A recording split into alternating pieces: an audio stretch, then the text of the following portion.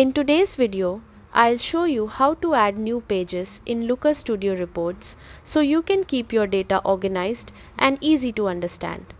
Start by opening your web browser and searching for Looker Studio.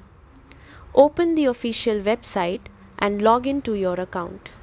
Once you're logged in, open the report where you want to add a new page and make sure you're in edit mode. Now look at the top toolbar of your report. Here, you'll find the Add a Page option, usually shown with a plus icon. Click on it and Looker Studio will instantly create a new blank page in your report. That's it. Your new page is ready to use.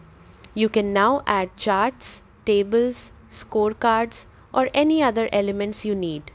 Adding pages is a great way to separate different sections of your report and keep everything clean and structured. And that's how you add new pages in Looker Studio reports. Thanks for watching and happy reporting.